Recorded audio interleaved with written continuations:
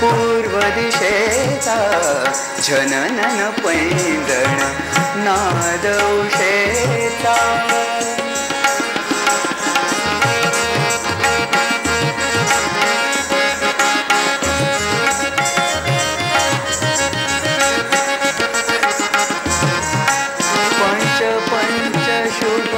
उषकाल हा पंच शुभ उषकाल हा विहंग गाती जणू गोपाये विहंग गाती जणू गोपाये अरुण स्वागता मंगल प्राची अरुण स्वागता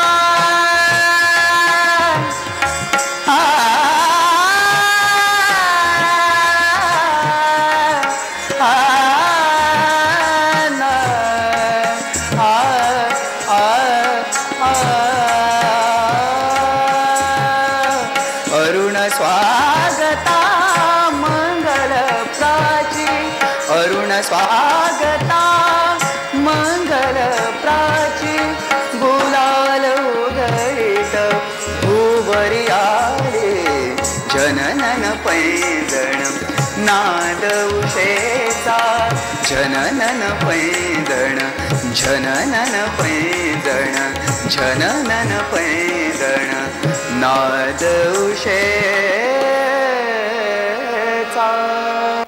जनन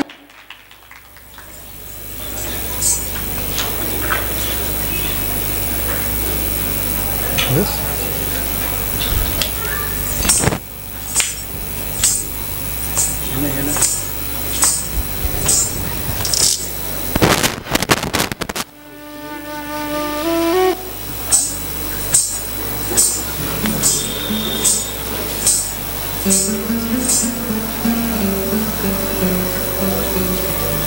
आश्चर्य केवढं आश्चर्य आहे. मग काही म्हटलं का जे अण्णा भाऊ? नाही दाजीबा, तुम्हाला काही नाही म्हटलं. हे समोरचं दृश्य पाहून नवल वाटलं म्हणून मी आपलं मी बी तेच म्हणून राहिलो ना. हे भवानी 7:30 वाजले कवाची नाचून राहिली सकाळपासून. पाय नसेल तर दमत काहीचे. अरे बाबा, मी या बावलीबद्दल म्हणतोय. मग मी बी काही वेगळं म्हणून राहिलो. मी बी याच बावलीबद्दल म्हणून राहिलो. आजी हे सकाळी 5 वाजल्यापासून नाचून राहिले. गोळी गोळू येईल तर पंच उशक्काल चालूच आहे अजून. खरंच रावरान मोकळेस तू. अण्णा त्या भुलाबाई बद्दल बोलताय. हे शकू हे मात्र नवल आहे अण्णा भाऊ. ही भुलई वाड्यात आल्यापासून अशी एकली नाही राहिली. आम्ही त्या नदूबाईच्या अंगा खांद्यावर लोळत पडली राहते. सोडलं काय होतं दत्तक मायनं. दाजीबा, मुलीचं ते वेळ. अण्णा भाऊ शिरणी वाटा तुम्ही. वाटीन बाबा वाटी. पण मुलीचं ते वेळ कायमचं गेलं असेल तर. कारण गेले 2 महिन्यापासून कुठल्या तरी वेगळ्याच विश्वासावर बोलतो. अण्णा भाऊ, आजची सत्यनारायणाची पूजा झाली ना की तुम्ही नवल बोला. नवरूबाईच्या मायले पहिले बोलावून घ्या नागपुरात. आणि नवल बोला. कोणाले? कुणाला? वाशिमच्या बालाजीले. मोठं जागृत देवस्थान. बाप्पा काय गोपाळराव, कसा आहे उपाव? या वाड्याच्या कारभारात पाहुण्यांनी बोलायचं नाही असं तुम्हीच बजावलं होतं दाजीबा. दाजीबा, काकूंचा फोन वाजला बाय. अरे अण्णा भाऊ फोन करा. वाटतो करा. हॅलो. हो, महादेवराव देशमुखांचाच वाडा आहे. आबासाहेबांचाच वाडा आहे. कोण? धनंजयराव. ते खेड्यावर गेले आहेत खमारीला. तुमची का तरी? हो येत्या विजया दशमीपर्यंत तुमचं पुस्तक नक्कीच निघेल. वा हो वा. खरं म्हणजे कव्हर छापून द्यायलाच मी आज मुंबईला जातोय. येताना तिकडनं पुण्याला जाईल. हो हे काय सांगणं हो. अहो, बाबूरावांच्या नलिनी प्रकाशनचं हे पहिलं पुस्तक. योग्य ते सगळे खबरदारी घेऊच की आम्ही. हो कोणाकडून बोलताय तुम्ही? जोगदंड वकिलांकडून? हो का? बरं बरं. काय खरं की काय? बरं ठीक आहे. नमस्ते. गोपाळराव, या नव्या टेलिफोन पेक्षा आपल्या काकूबाईचं जुनं तपेल्यातलं टेलिफोन होता तेच बेस्ट होतं की नाही? पहा, तुमची तोरणं अजून बांधून झाली नाही. एवढ्यात आबा येऊन जायचे आणि आमचा रियाज तसाच राहून जायचा. बाबा पण गेलेत आबांबरोबर बाजाराला. झालं नाही पडत. हा, आज वाड्यात एवढी मोठी पंगत आहे, तेव्हा 10-5 वस्तू खरेदी करणं आलं, तेव्हा हिसाब लिहून आलं. मग दिवाणजीच काय नुसतं गंजी पकडा ठेवलं काय काय माणसं. मग तू का नाही गेला आबांबरोबर डोक्यावर पाठी घेऊन? डोक्यावर पण हा ते पाठी आजी मी अडकून धाडलं ना तिकडं. हा दाजीबा आज तुम्ही पाठी नाही दाखवली. पाटी आता येऊ द्या ना अडकून. बघू ना काय काय आणते तो. भूक लागली काय मी त्या पाठीबद्दल नाही म्हणा. लिवायसाठी दिलेली आहे पाठी परवाच्या दिवशी. आणि तुम्ही मला असं व्याईबा वगैरे म्हणत जाऊ नका बाबा. इवाईबाव म्हणलं ना म्या. तेच ते म्हणतो मी. असं व्याई मगर म्हणून जाऊ नका मला. अरे अजून कशाला पत्ता नाही. तू आता उभीच आपलं काही. आजी तुम्हाला पत्ता नसन. हेच तर आमच्या आबा मालकाचा स्पेशल मामला आहे. गोष्ट करायची आणि फक्त जाहिरात नाही करायची. काय म्हणाले बाबा? कशाची जाहिरात नाही करायची? आजी ते काय पाहुणे आबा मालक म्हणाले भाऊ अंत पाहिला पुण्याच्या पाहुण्याचा. पदरी पडलं पवित्र झालं या अर्थानं लग्न उरकून टाकू. वा वा वा वा वा दाजीबा वा. या पुढच्या महिन्यात तिथे काढू म्हणाले. सकाळच्या पहाडी किती मोठी होईल शुभ वार्ता दिलीस तू. हे घे बाबा. तोंड गोर सगळ्यांचं, तुमचं यांचं सगळ्यांचं. या वाड्यातल्या समजांचं. हो. या 1 रुपया. आता हा आमचा अपमान आहे. हा आमचा स्वाभिमान. आजी तुमने मारन तर आबा मालक मग खेट्टाना नाही मारन का? तसं नाही. खरं म्हणजे मी तुमची मस्करी करूच नाही, पण आदर्श लाचार आहे ना. ठीक आहे. गोपाळ कोणी विचारलं तर सांगा. मी जोगदंड वकिलाकडे जाऊन येतोय बाबूरावांच्या कामासाठी. हो.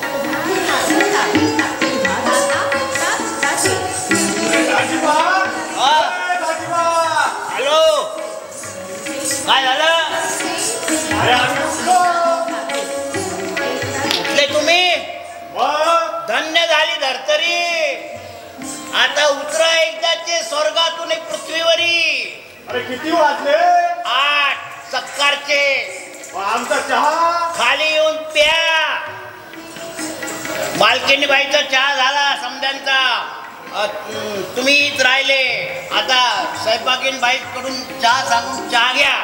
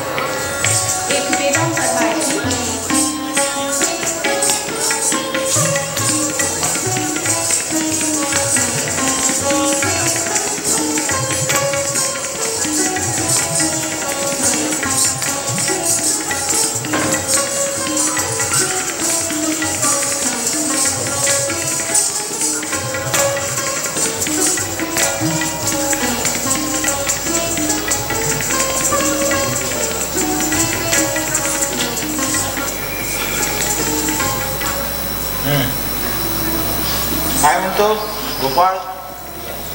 रियाज कसा चाललाय तुझा? चाललाय असा तसा. आताच आले पिढ्यावरून. हो. तुझा आतमध्ये काय म्हटलं? आताच आले पिढ्यावरून. हो.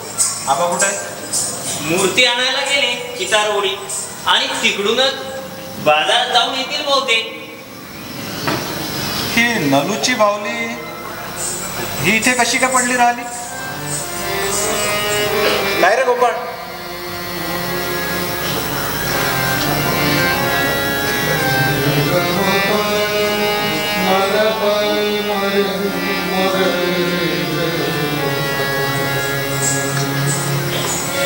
जीवन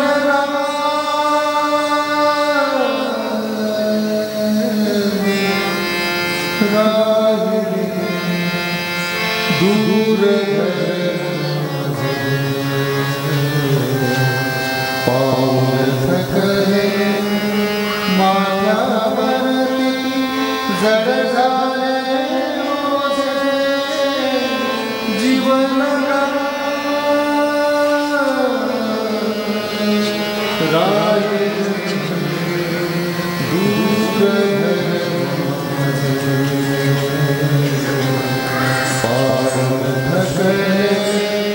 माझ्यावरती जड झाले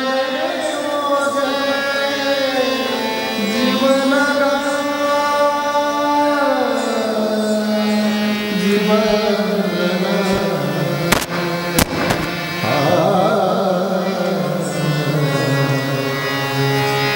तीव्र बोलते घनवन सांस होती दाटते तीव्र बोलते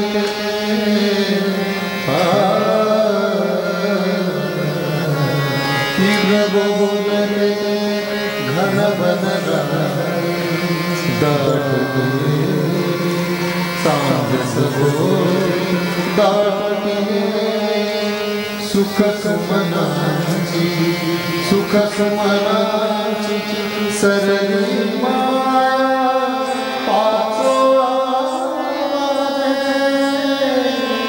जीवन राहिले दूर पाऊल थकले माझ्यावरती जड झाले जीवन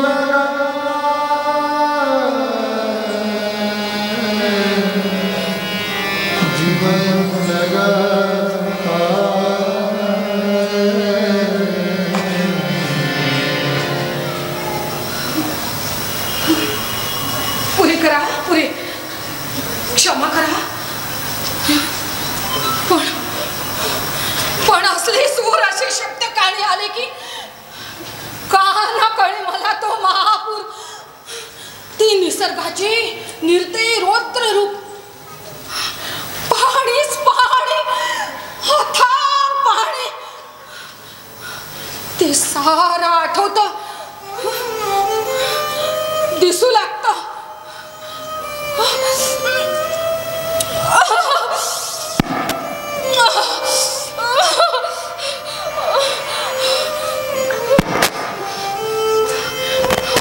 मस्तक बदल करून टाकणारा तो घनघोर आवाज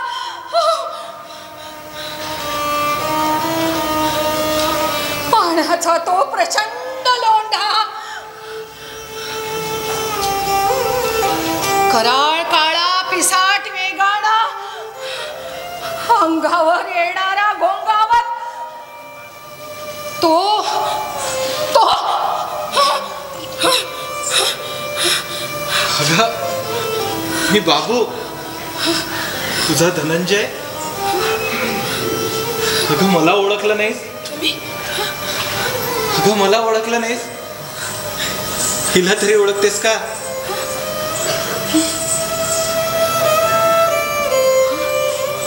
इकडे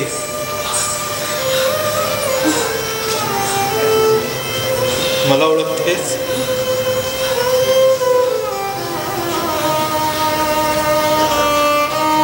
खेड्यावरून कधी आला परत हा आत्ताच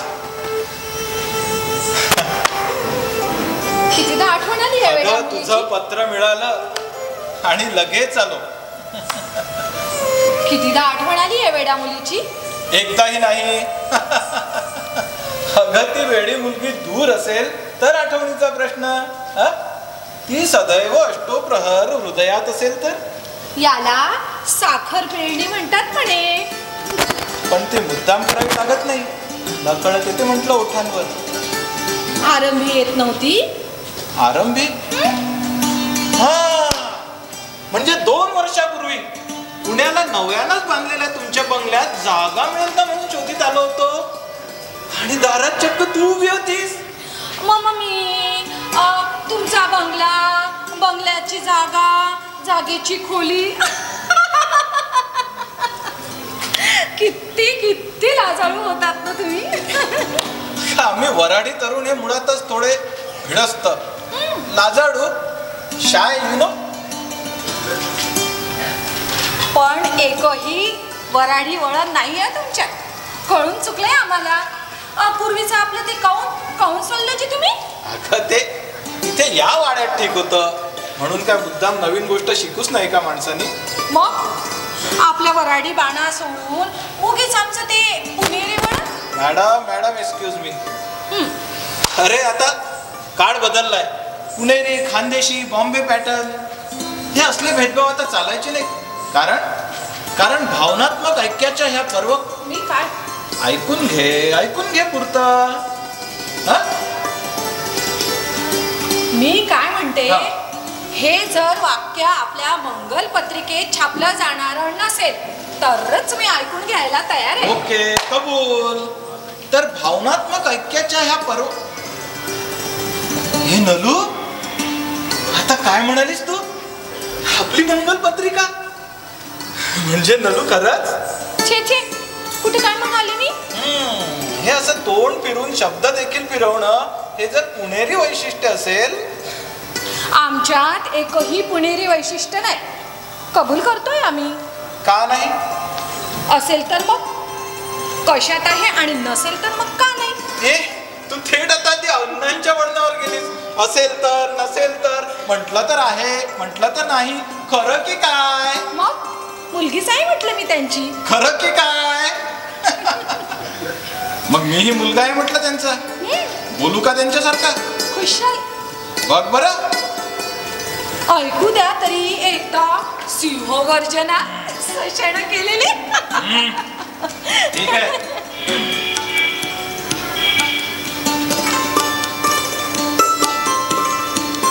गाव भटक भवाने, तुले माया संघ लगीन करायचं हाय का नाही? ये दातकड नको काढू, दातकड नको. एक रयपटी नको मुस्कटात. मज काय पुसतोस, राजकी दिसतोस. तुझे आपल्या बापा. हे चक्क बाप म्हणतेस? माझे वडील आहेत ना ते. माझे सासरे म्हटलं. छान, बरं आहे. हा, अजून व्हायचे आहेत म्हटलं. आणि इतका गळे पडूपणा शोभत नाही बरं मुलीच्या जातीला. अगं लोक काय म्हणतील आणि ही काय म्हणेल. छी, फेकून द्या ती घाणेरडी, टाकून द्या. खरंच कुठं सापडली का तुला ही? हा, पुण्याच्या त्या महापुरात सापडली. तू घराच्या गच्चीवर उभी होतीस. एकाएकी पाणी वर चढू लागलं. अचानक तो पाण्याचा प्रचंड लोंढा. पुरे करा म्हणते ना मी. पुरे करा. पण का नलू, का नेमका हाच प्रश्न विचारला तुला की तू का असे कासवासारखे आपल्या हातपायात ओढून घेतेस. नेमका तो महापुराचा विषय निघाला की का अशी प्यालेल्या हरिणीसारखी. नलू एकदा सांगून टाक तुझ्या मनात दडलेलं की तू मुद्दाम दडवलेलं. नलू निदान मला तरी. अहो, पाया पडते मी तुमच्या. एवढा एक विषय सोडू. ठीक आहे, एक वेगळाच विषय काढतो. तू पत्रात भास्कर बद्दल जे लिहिलं होतं ते खरं आहे?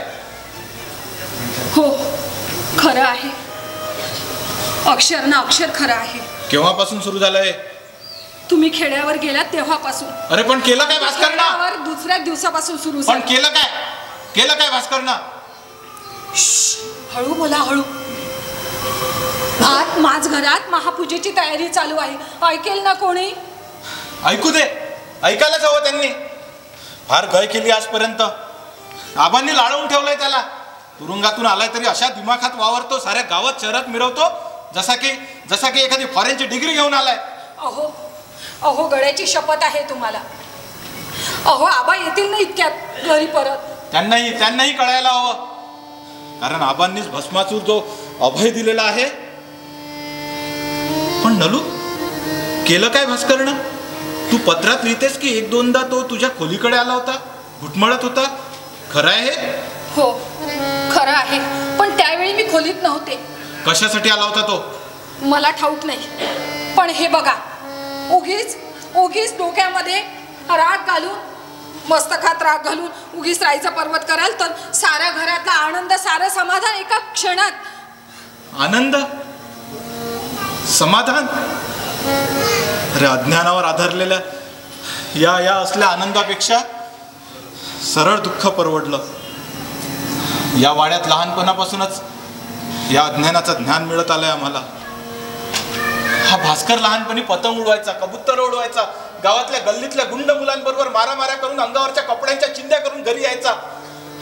तरी आबा कधी त्याला मारायचे नाही, काही बोलायचे नाही. सारी बंधनं काय ती मला. बाबू मालक, तुम्ही मोठे चिरंजीव, देशमुखांच्या घराण्याला हे शोभणार नाही बरं. अमुक करू नका, तमुक करू नका. या घरातली अनेक कुडी मला अजूनही उलगडली नाही नलू. कधी कधी वाटतं आमची मुकी नाही. काहीतरी घडलंय या वाड्यात माझ्याही जन्मापूर्वी. म्हणूनच आई मुद्दाम फरक करते माझ्यात आणि भास्कर मध्ये. आबा देखील एकदा आबा त्या गच्चीवर त्या खिडकीत उभे होते आणि भास्कर इथे या अंगणात. खिडकी? का बरं? खिडकी म्हटल्यावर तुला इतकं दचकायला काय झालं? काही नाही, मी सहजच. तू सांगतेस की मी विचारू भास्करला? अहो थांबा सांगते. आणि काय सांगते त्या ऐका शांतपणे पुरतं. मला सोबत म्हणून शोभाला इथेच काही दिवसांकरता राहायला बोलवलं काकूंनी.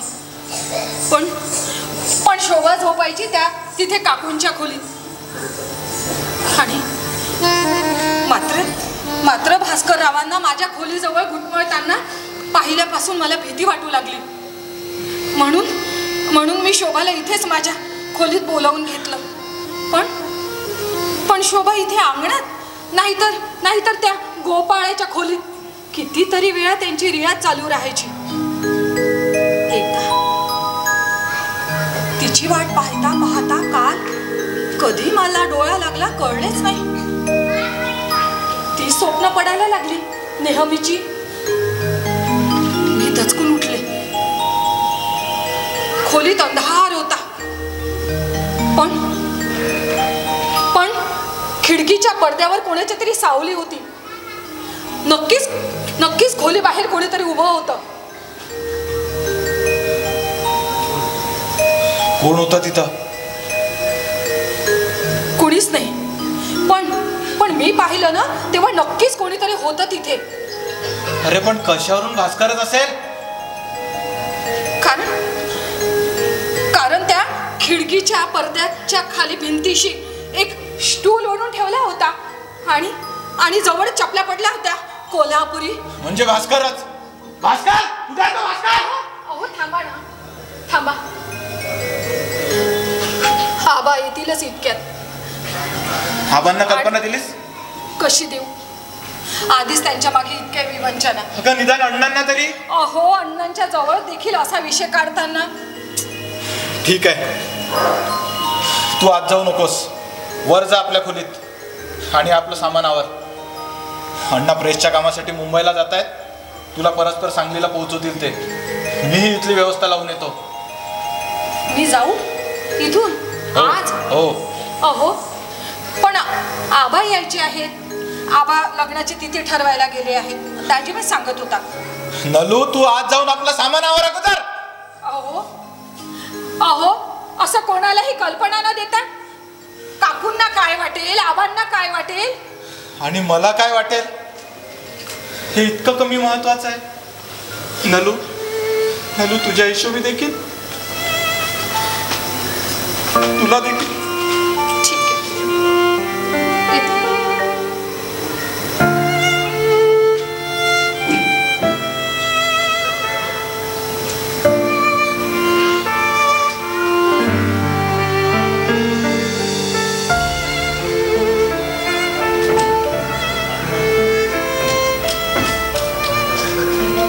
मला फोन करणार असाल मी आणायची इथे हजरच आहे. केव्हा आला? कुठे गेला होता? जोगदंड वकिलांकडे. म्हटलं तर गप्पा मारायला, म्हटलं तर कादंबरीच्या कामाला. पण त्या गप्पांच्या ओघात बऱ्याच गमती जमती कळल्या वाढ्यात मला. कसल्या गमती जमती? आता कसल्या गमती जमती म्हणजे हा वाडा, बँकेतली सारी रक्कम, हमारीची सगळी शेती ही हळूहळू तुमच्या नावे करणार आहात. मग बिचाराचा भास्करचं काय होणार आहे हो? भास्करचं खरं रूप कदाचित कळलं असेल आता आबांना. म्हणजे म्हणायचं काय तुम्हाला? मला वाटतं हा प्रश्न आपल्या लाडक्या लेकीलाच विचारा. वाट पाहते तुमची ती वर. म्हणजे याचा अर्थ काय? हो मी काय समजू? अरे याच्याने आबा काय म्हणतील, आबांना काय वाटेल? धनंजयराव, धनंजयराव काय म्हणायचं आहे? अरे तुमच्या तर भैताड पडायची हद्द झाली दिवाणजी. अरे असंच जर असतं तर बाबूरास कायच पाठवला असता आम्ही खमारी. अरे करता सवरता नाही झाला तो. त्यास हिसाब टिसाब काऊन नाही दाखवले तुम्ही? ते ठीक आहे मालक, पण नेहमीची रीत. जंगल मध्ये जाऊ द्या तुमची ती रीत, आणि वरतून तुम्ही जा. अरे माल गुजारी तर बोंबलीच आहे. आता शेती घाला मातीत. अरे जमाना तिकडे येळ लागल्यासारखा बदलून राहिला आणि तुम्ही एकटेच पाहिले जुन्यात चिटकून बसणार आहे. बाप्पा बाप्पा, हा मोठमोठाले ट्रॅक्टर येऊन राहिले तिकडे. कुही बामणी धापे वाडा पाहिलंच तर भागे बोरी. मी स्वतः पाहिलं ना. आणि तुम्ही आपले बैलांना नांगरण चालवत बसाल तर कसं होईल? एक सांगून ठेवतो दिवाणजी, हे लग्न झालं म्हणजे बाबूराव इथले खरे मालक. जे काय करायचं आहे ते त्याही सांगून सवरून करत जा, नाही तर एखाद दिवशी गोत्यात येन बरं. दाजीबाई, मला गोपाळा कुठं गेला? का नका, आता तर इथंच होते. हा तंबोरा असा उघड्यावर पाऊल पडला का? तू सांगितलं नव्हतं 1000दा? 500 रुपयाचा होय तो. अरे गोपाळा लेकराची जा. अरे भुलून गेला असं. अरे पण तुझे डोळे तर फुटले नव्हते ना? असाच तो उघड्यावर पडला राहिला आणि कोणाचा पाय बी लागून तो लंबा झाला म्हणजे बरं होईल. मग रातची झोप तरी येईल. कसं म्हटलं दाजीबा? अजय मी इथलंच म्हणलं.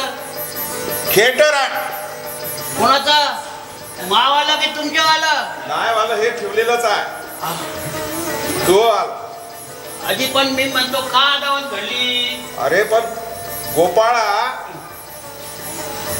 गाणं म्हणत असताना तुला त्याची तकलीफ होते, तू मरून काऊन नाही जात एखाद ठिकाणी? अजी मी इथलंच म्हणलं. आता तुळशी वृंदावनाच्या पाठीमागं लोकू नको नेहमी सारखा. सांगून ठेवतो.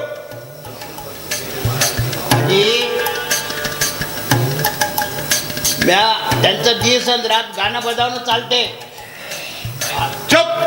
अरे अरे बाबा, अरे अरे अरे किती मोठी जखम. कोण मारलं? अरे किती मोठी जखम. अरे अरे माझा दवाखाना. काही नाही जी, गायचं शिंग मारलं ओलीस. अरे कोण? चंद्रीनं का सुंदरीनं? हा मी बसलो तुम्हाला सांगायले. म्हणजे बारकी गाय म्हणून तुम्ही तिले खमारीला पाठवून द्याल. आजी मुक्का जनावर ते तीच काय समजते? अरे तूच काय समजते? अरे अरे एवढी मोठी जखम त्या भास्कर मालकास सांगून टीनचे रायडिंग वगैरे लावून नाही घ्या. अरे त्या सेप्टिक बिप्टिक झाला असता, मरून गेला असतं म्हणजे तू. आता कसं मरण? बाबूराव मालकाचे पोरं कोण खेळवण?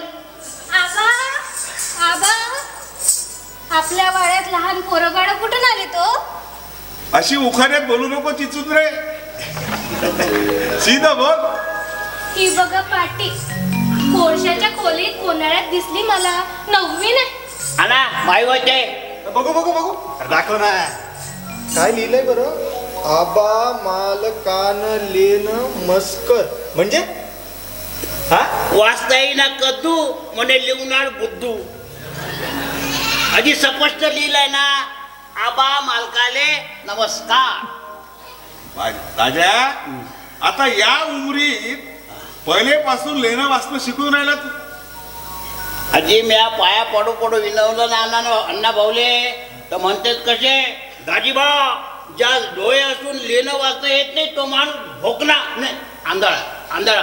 हा आजी म्या गफलती राहू म्हणून दिलं आणि त्यांनी स्वतःच्या पैशानं पेटी आपले हे पाटी आणि लेखन आणून दिले. हा आजी गणपतीचा ग आणि भटजीचा भ यांनीच माझे 2 रोज खाल्ले. काल त्यांनी हे लिहून दिलं मी गोटू गिरव. हे तुला असं शिकवलंय का अण्णांना? काय बदनामी करतोय त्यांची? आबा मालक आले नमस्कार. आजी त्या अण्णा साहेबांनी जे लिहून दिलं ना ते मी दुरुस्त करून लिहिलं. काय याचं पण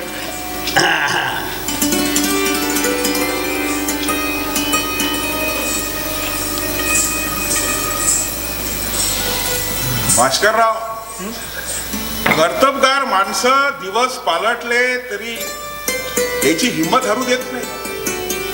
समजलं का? अण्णा भाऊचं पुण्याच्या त्या पुरात घरदार वाहून गेलं असेल पण हिंमत नाही. समजलं का? दिवाणजी, पुण्याहून आल्यापासून बाबूरावनं कितीक रक्कम उचलली? 9 ऑगस्ट ते काल 13 सप्टेंबर एकूण 3400 रुपये उचलले. हा अजून मागितले तर 5000च्या वरती देऊ नका. बोंबलून टाकन लेखाचा 8-10 हजार रुपये. पण अण्णा स्वतः नजर ठेवून आहेत हिशेबावर. मग चिंता कसली मला? अरे चिंता करायचं कारणच आहे. अण्णाभाऊ चालले ना आज गावात. हा आणि एकल्या बाबू त्यानं ह्या झमेला सांभाळणं होईल. अरे LLB झाला साजरी वकिली कर म्हटलं पण नाही. अरे दाजीबा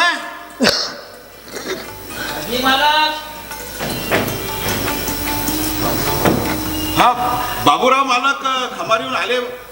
बाप्पा केव्हाचे येऊन जुने बी झाले. बाबूराव मालक आले. हा ठीक झालं.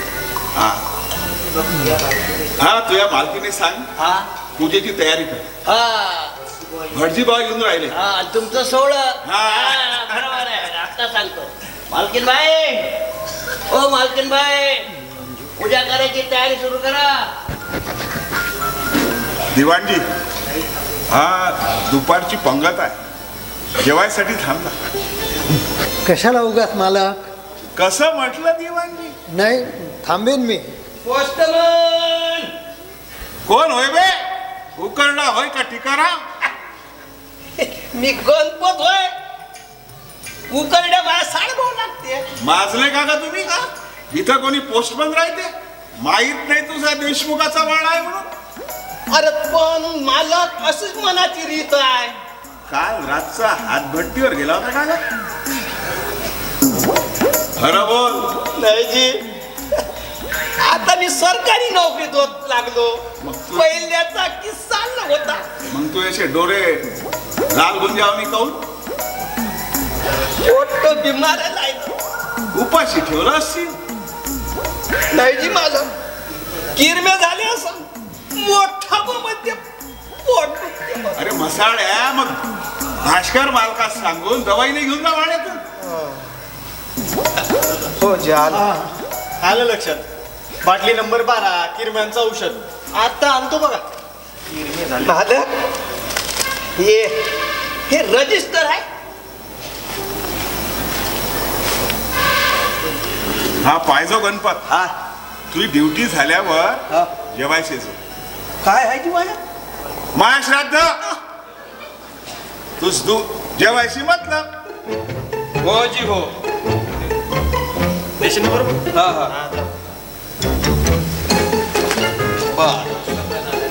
अरे सत्यनारायण आज वाढ. गणपती बाप्पा मोरया घरी येणार म्हणून. बा लेखाचं लग्न ठरलं म्हणून. कोणाचं जे? बाबूराव मालकाचं की भास्कर मालकाचं? गणपत. आता आधी लगीन बाबूचे मग या खाबूचे. काय तू पण मालक याईनं तर गुडघ्यालाच पाशिंग बांधून ठेवलं.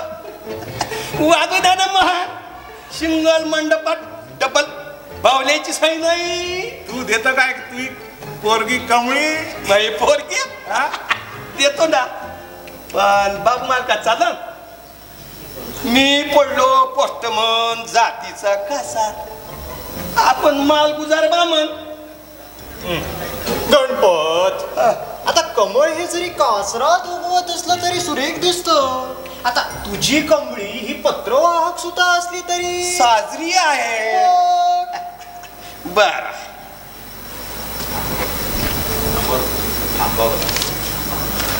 मालक थांबावं लागेल तुम्हाला. ऑल राईट आता एवढं केलंय तर थांबू. बरं साधारण किती थांबावं लागेल? हेच आपलं मालक 17 वर्ष. हसलो ये संग दिल जमाने, एक दिन हमारा भी आएगा. ओ साहेब 17 वर्ष थांबावं लागेल. काऊन का माई कमडी 6 महिन्याची आहे.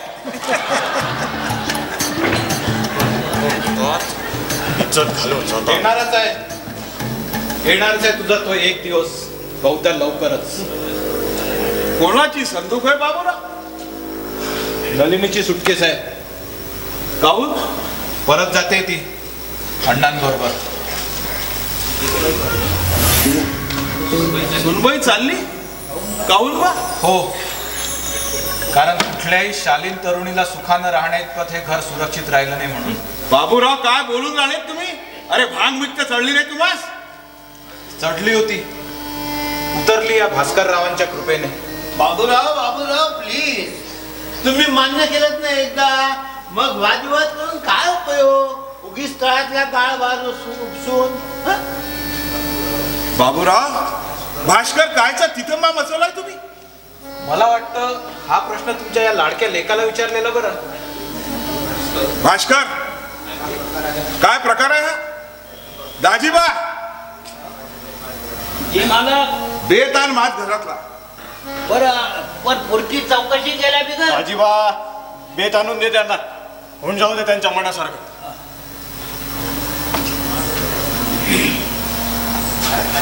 मार खाण्याच्या अगोदर तुझी बाजू ऐकू दे भास्कर. पण माझी बाजू मांडायसाठी आधी समोरचे आरोप तरी कुठे कळले आहेत मला अजून. अरे वर तोंड करून विचारतोच, आरोप कळले नाही म्हणून. काल रात्री नलूच्या खोलीजवळ गेला नव्हता तो? गेलो होतो. मग पाहिलं ताबा? अरे नलूताईंना देण्यात आलेली खोली पूर्वी माझी नव्हती का? मग सवयीमुळे 1-2दा पाय माझे तिकडे. सवयीमुळं? अरे काल रात्री नलूच्या खोलीजवळ खिडकीपाशी स्टूल घेऊन उभा होता तो. तिच्या खिडकीला गज नाही हे बहुधा ठाऊक नसेलच तुला.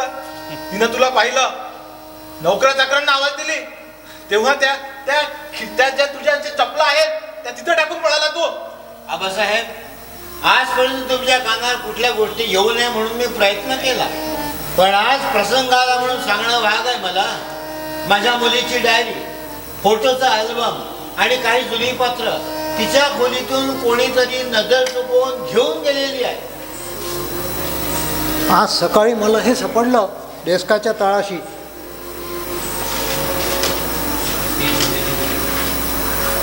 ही तर नलिनीची डायरी. अरे ही तुझ्याजवळ कशी आली? काल संध्याकाळी भास्कर मालक इथं वाचत बसले होते या डेस्कवर, गोपाळरावांची तिकडे रियाज चालू असताना.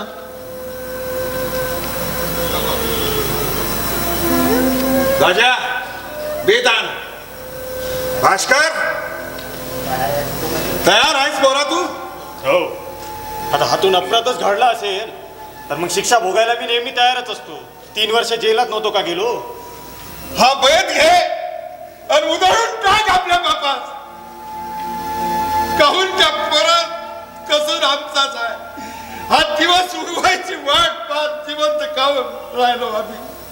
आबा आबा आबा आबा, तुरो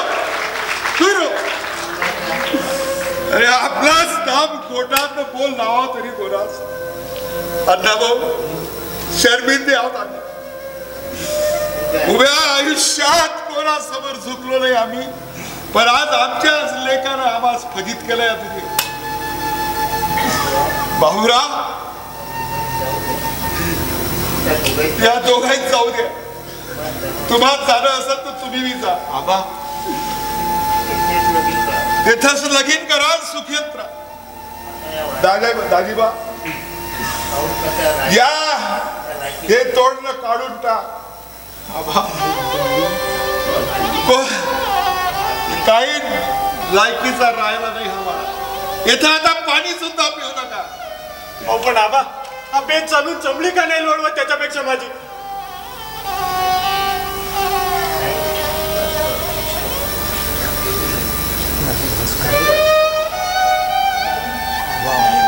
भास्कर तू चूक मोठी केली हे पाप होय. पण मी पाप केलं नाही. अरे करायला गेला होता होय, कारण कुणाचं तरी पाप उघडकीला आणायची इच्छा होती म्हणून. अरे काय आबा तुमची आबरू आणि या वयाची प्रतिष्ठा सुरक्षित राहावी म्हणून. अरे शुद्धीवर आहेस का तू? अगदी पूर्ण. अरे भारला गेलायस तू त्या मुलीच्या सौंदर्यानं आणि तिच्या गोड भाषेनं. आणि म्हणूनच बाबू तुझ्या त्या प्रियसीचं पाप छे पाप म्हणण्यापेक्षा गुन्हा म्हणावं लागेल. गुन्हा होय गुन्हाच. एका कोवळ्या मुलाचा जीव घेणं म्हणजे. भास्कर होय मला माहितीये मी एक भयंकर आरोप करतोय आणि तोही तुम्हा सगळ्यांना प्रिय असलेल्या व्यक्तीवर. पण तो आरोप सिद्ध करायची तयारी ठेवूनच मी हे बोलतोय. तुम्हाला माहितीये का या डायरीत सारा पुरावा आहे. अण्णासाहेब फार चांगली सवय लावली आहे तुम्ही तुमच्या मुलीला. म्हणजे दिवसभरात काय घडलं ते सगळं अक्षरबद्ध करून ठेवायचं या डायरीमध्ये. संकोच न बाळगता काय आज या डायरीमुळे केवढं मोठं संकट टळलंय आमच्या वाळावरचं. नाहीतर ही बया सून म्हणून नांदायला आली असती आमच्या या वाड्यात. ऐका आबा ऐका, ही मुलगी आपल्या डायरीत काय लिहिते. 12 जुलै आम्ही सगळ्या मैत्रिणी कॉलेजात जायच्या तयारीनं बाहेर पडलो. इतक्यात माणसं ओरडत गेली, धावा धावा. पोलिसांच्या मोटारीचे अलाराम्स वाजू लागले. लोक पळत गेली, धावा धावा जीव वाचवा पळा.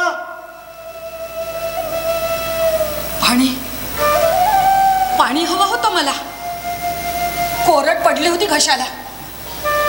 मी धावत सुटलो आणि घर गाठलो. 2 जिने चढून वर गेलो गच्चीवर. पाण्याचा तो हत्तीसारखा प्रचंड लोंढा, कराल काळासारखा पिसाट घोंगावत येणारा तो मृत्यू, साक्षात मृत्यू. बंगला चारी बाजूनी वेढला होता. गच्ची एखाद्या बेटासारखी दिसत होती. बेटासारखी नाही, एखाद्या होळीसारखी, चिमुकल्या नावेसारखी. चिमुकल्या नावेसारखी. आणि त्यानंतर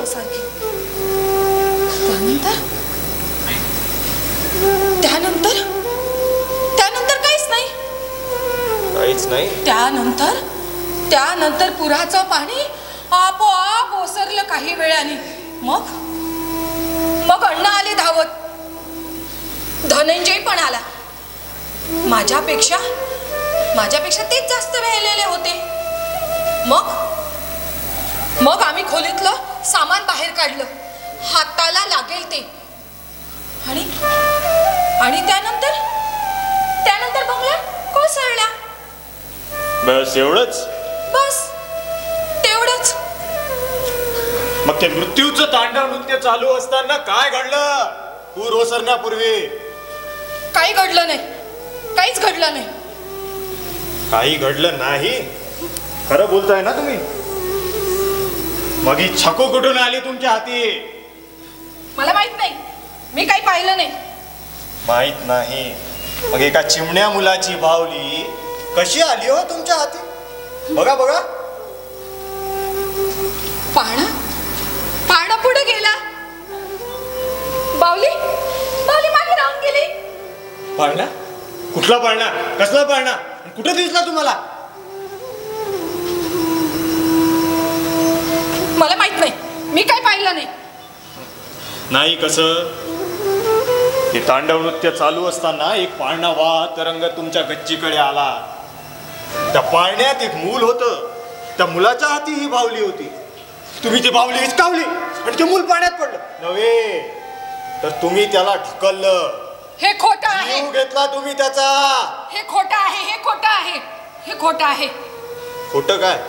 मग या डायरीत काय लिहून ठेवलंय तुम्ही? मी काही लिहिलं नाही. म्हणजे मुद्दाम टाळलं तर तुम्ही लिहायचं. कारण ते असत्य आहे. असत्य आहे. मग सत्य काय आहे ते सांगून टाका, नाहीतर ही सारी माणसं काय म्हणतील तुम्हाला माहितीये? एका कोवळ्या निष्पाप जीव घेणारी कृत्या. नाही नाही नाही, मी कोणाची हत्या केली नाही. मी कोणाची हत्या केली नाही. मी कोणाची हत्या केली नाही.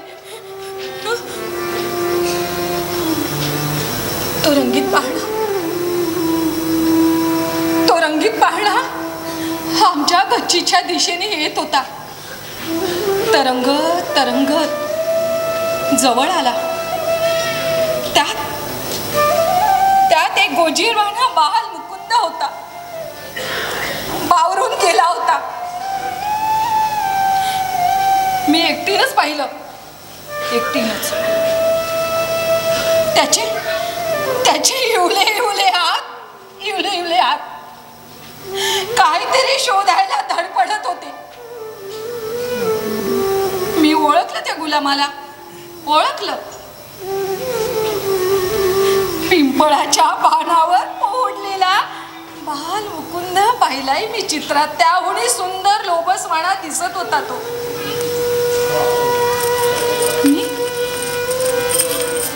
मी त्या चिमण्याला वर उचलून घ्यायला खाली वाकले. पण पाळणा सारखा हलत होता, डोलत होता.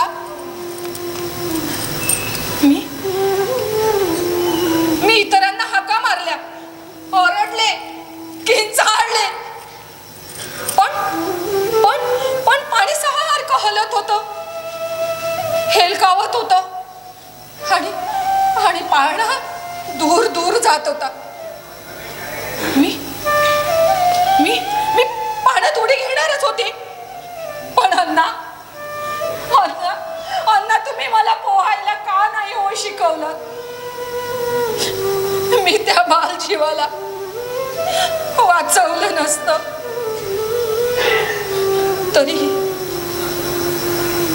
तरीही कठड्यावरून खूप धडपड करून मी खाली वाकले.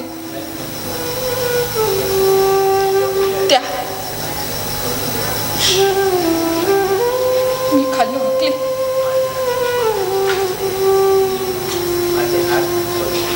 खाली वाकले. पण माझे हात तिथवर पोहोचतच नव्हते.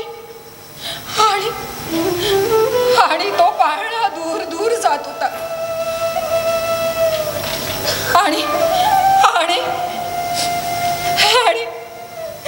आणि तो चिमणा जीव दोन्ही हात उंचावून माझ्याकडे बघत होता. जणू तो म्हणत होता, मला आधार दे, मला वाचव ना, मला वाचव. बावरून बावरून माझ्याकडे बघत होता. पण हाताशी काहीच नव्हतं. दोरी नाही, काठी नाही, काही नव्हतं. काहीच नव्हतं. मी काहीच करू शकले नाही. मी काहीच करू शकले नाही. मी काहीच करू शकले नाही.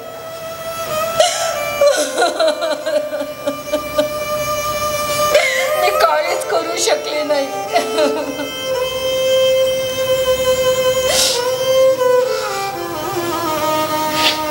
नव्हतं कसं होतं ना.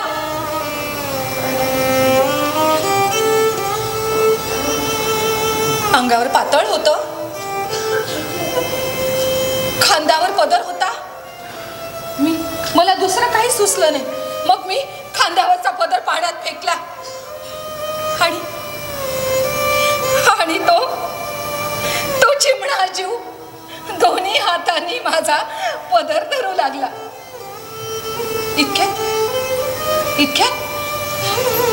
इतक्यात कोणाचा तरी बेसूर आवाज काढी आला. बेसूर क्षणभर मी संकोचले.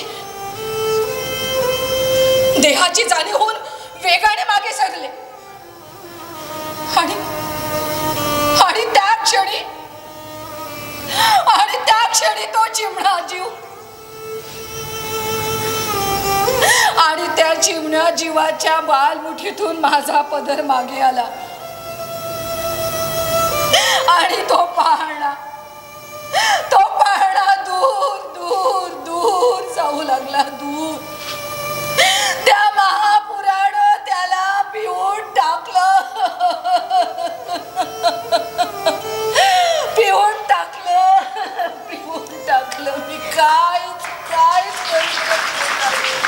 मी काहीच करू शकले नाही.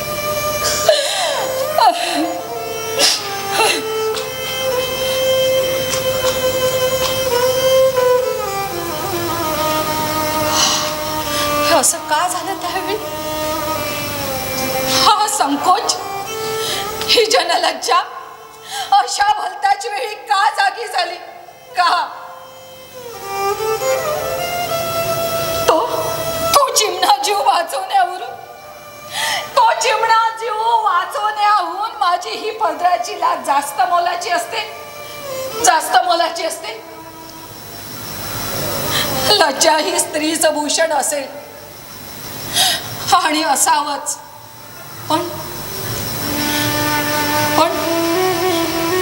पण त्या क्षणी त्या जीवाला मी वाचवलं नाही. तो तसाच दूर दूर दूर दूर निघून गेला. असं का झालं? मी असं का केलं?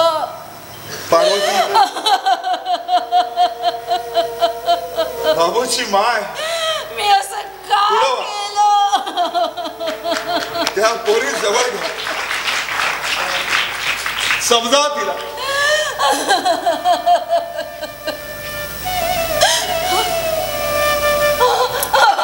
आई, काकू, मला समजून सांगा, माझं चुकलं का हो? माझं चुकलं का की असंच होतं अशा वेळी?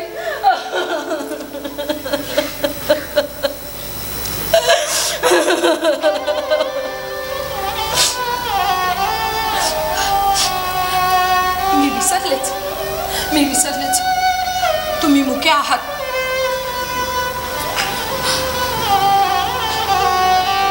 तो क्षण निघून गेल्यावर मी जागे झाले.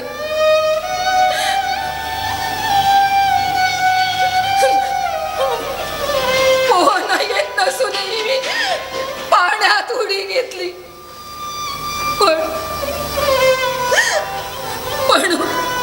पण उशीर झाला होता आणि तो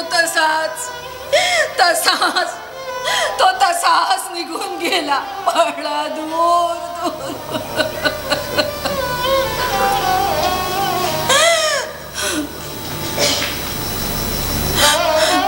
तसाच दूर निघून गेला. लोक आले धावायला, मला पट्ट्याला नव्हे. तो तसाच निघून गेला. पाळणा धरायला म्हणून मी हात पुढे केले, तेव्हा ही हाताला लागली. छकू, त्या बाल मुकुंदाची छकू बावली.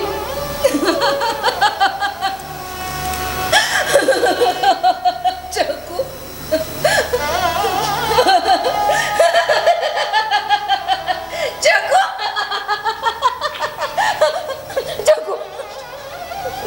बाल मुकुंदाची छकू.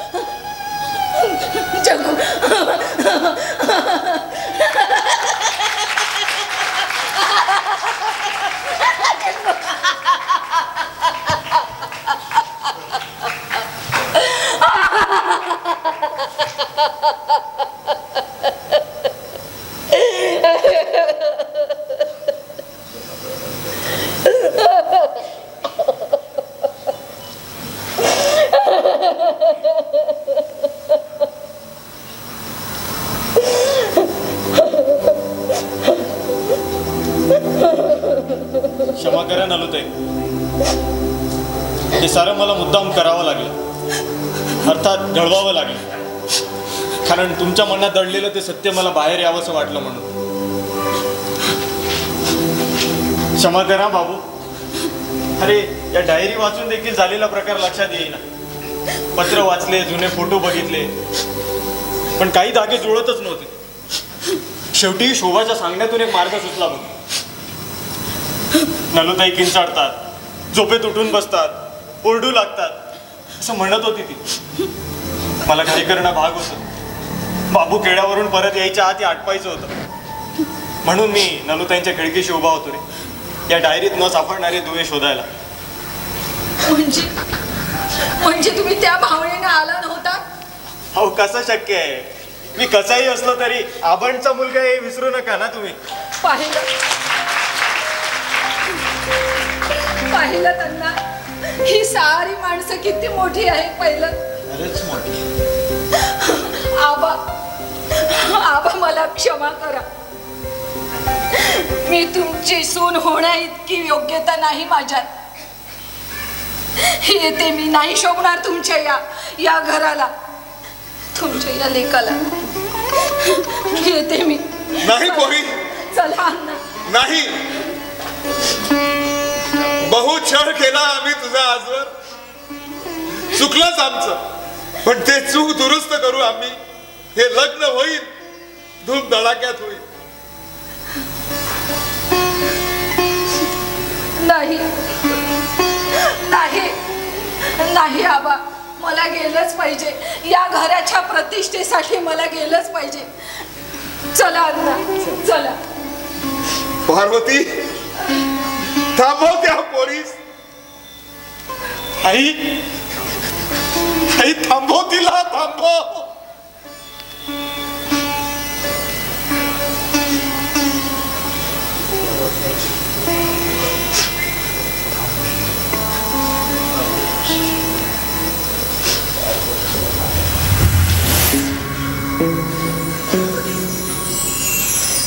मुली, पार्वती थांब. मागं फिर. हे घर म्हणजे धर्मशाळा वाटली तुला? मर्जीस वाटेल तेव्हा आलं, मर्जीस वाटेल तेव्हा गेलं. खरं तर आम्ही बोलवलंच नव्हतं तुला, तू आपणून आलीस. पण इथं आल्यावर, आमच्या काळजात घर करून गेल्यावर, असं आम्हाला न विचारता आता जाता यायचं नाही तुम्हाला. मागं फिर. हो घरात हो म्हणते ना. अरे बाबू, आपली आई बोलली. आई मुकी नाही. पार्वतीबाई बोलले. आई बोलली. आई मुकी नाही. आई मुकी नाही, मुकी नव्हतीच. आई तुम्ही बोलल्यात. आई तुम्ही माझ्यासाठी बोलल्यात. आई माझ्यासाठी बोलले नाही, या घरासाठी, इथल्या माणसांसाठी. आणि तूही लक्षात ठेव मुली, हे लग्न होईल, तू बाबूची बायकोही होशील, या वाड्याची सून होशील, पण आमची सून नाही. कारण पार्वती, कारण बाबू आमचा मुलगा नाही. बाबू आमचा कुणीच नाही.